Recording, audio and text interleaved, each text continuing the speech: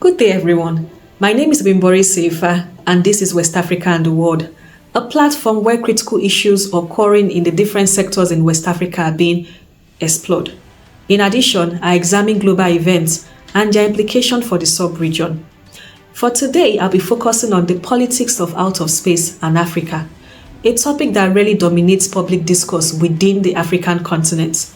Beyond the continent, Africa really makes the headlines when we talk about the space industry. But the thing is, out of space is a key national security enabler and a critical tool for geopolitical significance. And so when we reflect on contemporary state power, economic stability, and military effectiveness, we are seeing that states are becoming largely dependent on orbital systems that are largely congested, strategic, and weakly governed. And you could argue that the 1967 Space Treaty and other international laws or norms are quite effective in governing the utilization of out of space and other celestial bodies. But in reality, countries are consistently looking for ways on how to exploit out of space to further project or promote their foreign interests. For instance, the United States has approved what is known as the U.S.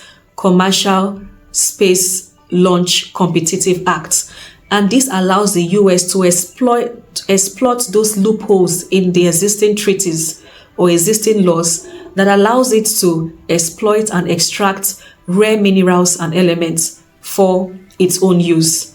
Luxembourg is also doing the same as well. Currently, the space industry is largely categorized into what we call the first space age and the second space age. Now, the first space age could be said to have formally started on October 4th, 1957, when the Soviet Union successfully launched the first artificial satellite in low Earth orbit. The United States shortly followed up by placing a man on the moon, and the US called it a giant step for mankind. But in reality, it was a giant step for the United States. Amidst other strategies put in place, the successful moon mission by United States allowed it to reinforce its role as a great power and also the world leader. The second space age is categorized by still great power rivalry, militarization being one of it, the issue of resource rights, the issue of commons versus sovereignty, as well as the commercial gold rush by aerospace contractors or aerospace corporation. And let's not also forget the Moon Treaty. So these are critical issues that we are seeing reflected in the second space age. But I think the question that we should reflect on for the second space age is, where is Africa in the second space age? What opportunities are available for Africa, and what role is Africa looking to play in the second space age? But before we reflect on these questions, it is important that I remind you to kindly subscribe to this channel, share this link on all your social media platforms, and also join the conversation by dropping your comments in the chat box. Now, before we tackle this question, or one of the ways of tackling these three questions, is that it's important that I first provide an overview of Africa's space age. And Africa's space age loosely started in 1998 when Egypt launched the first African satellite in low Earth orbit, and that was a significant milestone for our space industry. And ever since then, we have over 21 countries establishing what we call the Space Agency with a combined investment of $4.7 billion USD. More importantly as well, it is important that I remind you that we do currently have 15,000 active satellites in low Earth orbits. But out of that 15,000 satellites, 69 of them were being launched by African states. But there is also the plan to launch an additional 120 satellites by the year 2030. And these are significant milestones, although it could be seen as a drop in the ocean. But again, still on an overview of our space agency, we in the year 2017, In the year 2017, the African Union approved the African Space Agency Act, and this space agency became operational in 2025. And the main objective of the space agency was to coordinate and implement the space ambitions or the space objective of the African Space Agency. And so far so good. It has largely done this through collaboration within the continent, like where we have the Egypt African Satellite Development Initiative, and also collaboration with other countries, like the treaties that we have with China, Russia, and the EU, and of course France. And most of this collaboration are largely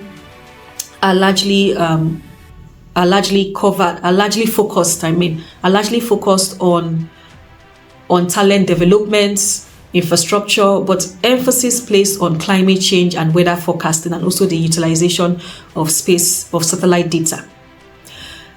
And still on an overview of our space agency, a critical aspect of it is also the approach. The African Space Agency seems to take what we call what I term the ideological or human security centric approach. So it is not looking to place a man on the moon or to colonize Mars. It is rather looking at means of utilizing space technology for sustainable development of the continent. So its view is more practical, not necessarily luxurious, but more practical. It is looking at ways of launching more satellites to predict weather forecasting, as well as data collection. So these are some of the emphasis of our African Space Agency. Now, the big question is, why should we talk about Africa and out of space? I mean, when you think about the African continent is dealing with a lot of structural violence and insecurity issues. And majority of these issues would be tackled by meaningful investment in different sectors. So why should we invest so much in the space sector? Why should Africa be talking about out of space? There are many reasons why, but I will just settle for a few. One of the critical aspects that we need to reflect on is the governance of out of space.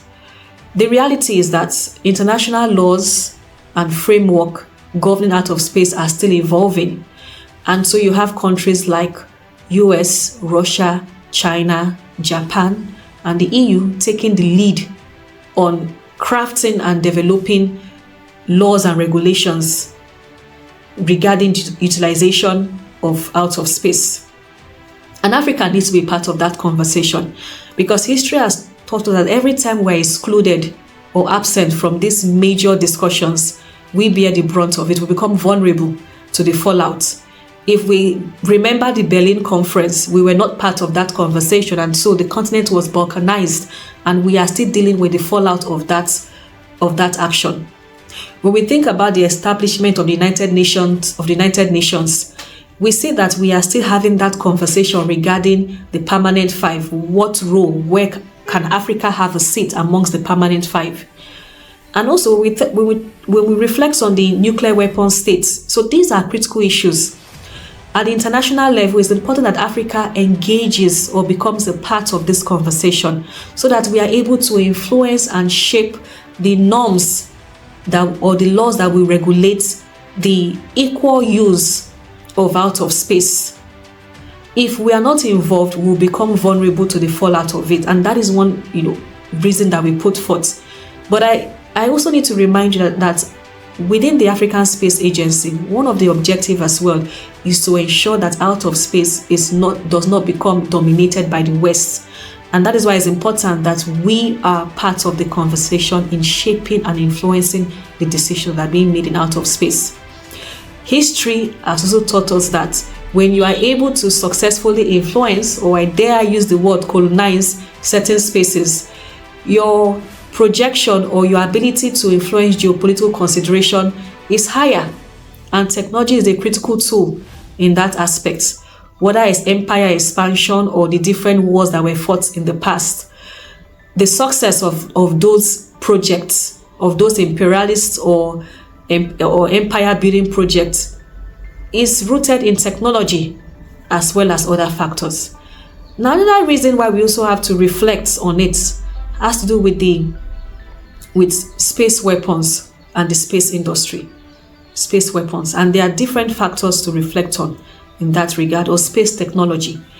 We think about the perspective of imperialism, which I had already mentioned earlier on. We also think about the issue of sovereignty. And sovereignty is very important because the space industry is evolving quickly, and we are seeing a shift from state control, multilateral control, to corporation control. Yes, we have the International Space Station, but that is set to be retired in the year 2028. And currently, plans are being made to transition that International Space Station into a corporation, into a commercial body. And that in itself is so significant because, again, from the issue of sovereignty, we would now say that it is possible that corporations would be the one to limit access or control access to out of space.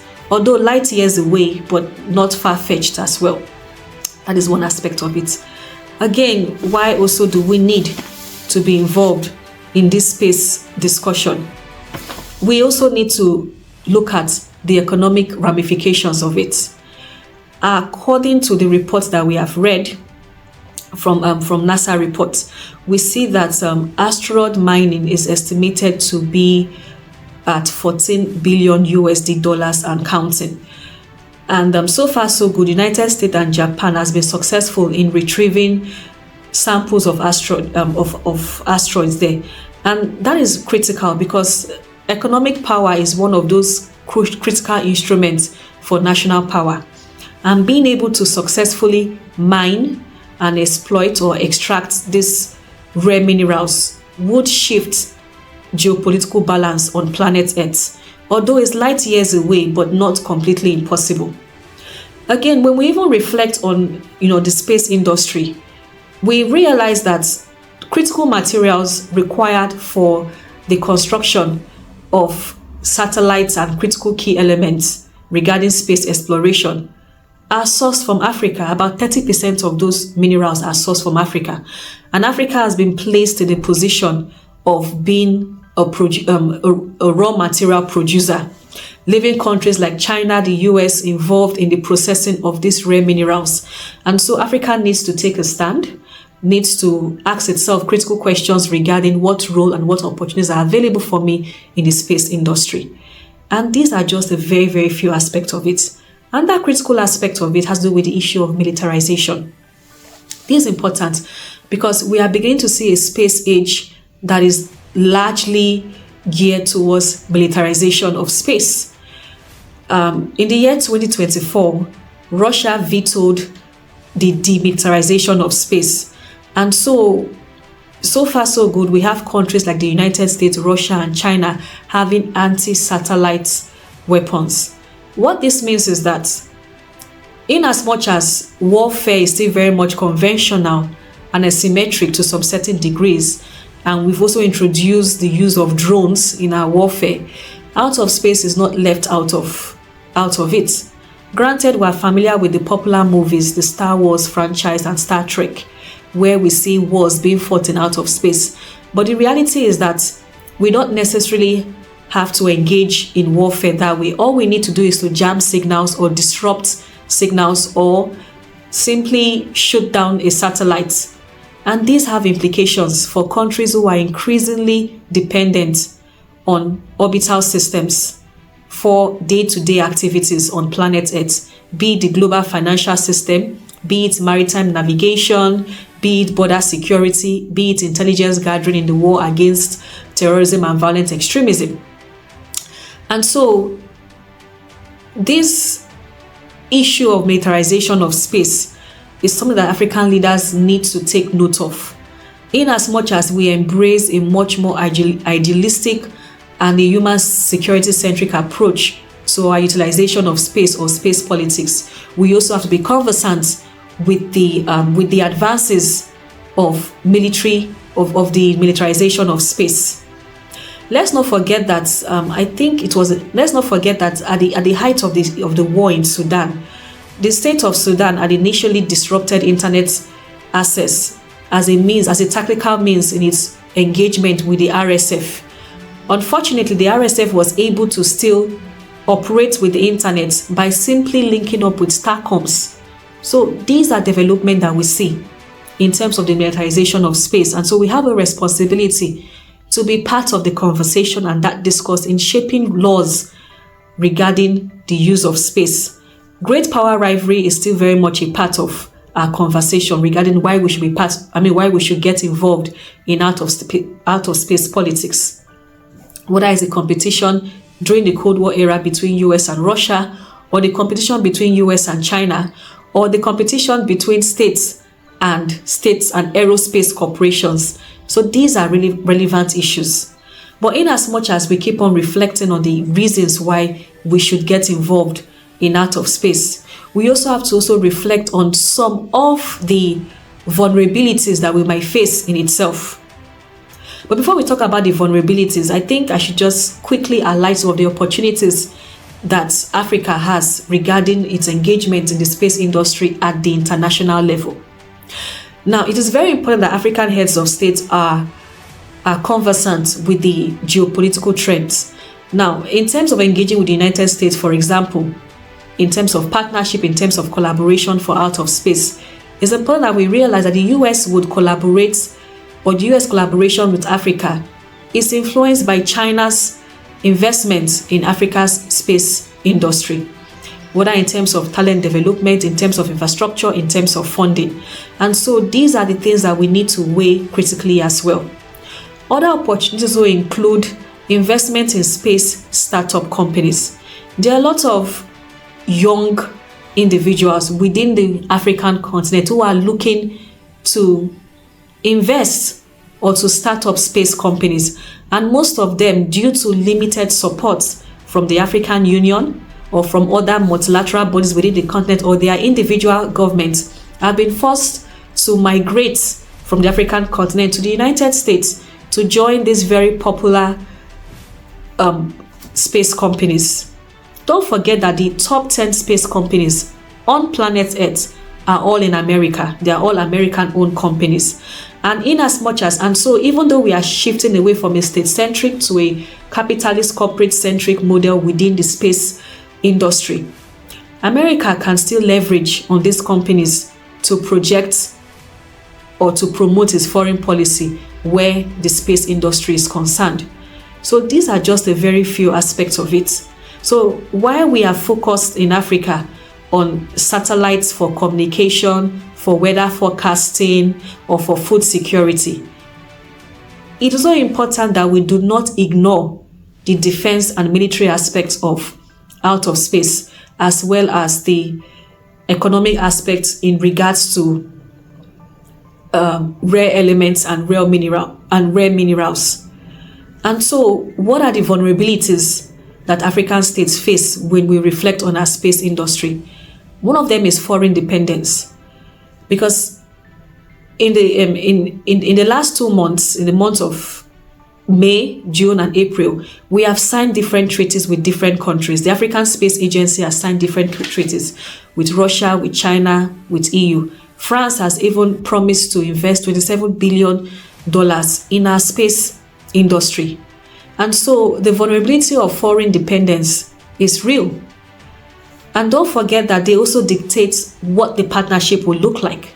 And so you are seeing partnerships that are largely focused on talent development within a specific sector of the space industry, which is consuming space data, analyzing space data for weather forecasting, for climate change, for response to natural disasters, also for food security. They are all important, and as well as communication in terms of the internet.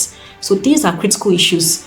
But we are talking about meaningful infrastructure, ground stations, for instance, in the continent. We are talking about expertise, engineers being trained not just to consume or to read or to analyze space data, but also to construct and build space stations as well, or satellites. So these are some of the things that we need to also reflect on.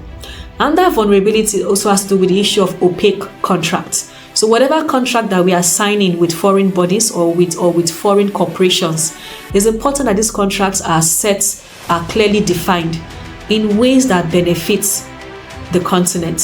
So these are just a few thoughts of mine on this very interesting topic of the politics of out of space and Africa. And I'm sure there are many more issues that we can delve into. We can think about the sovereignty aspect, we can think about the geopolitical implication in terms of the competition between the great powers and space. But we'll close our conversation here today. And I look forward to hearing your thoughts. Right? And all you need to do is to drop your comment in the comment box. Don't forget to subscribe to this channel. Bye.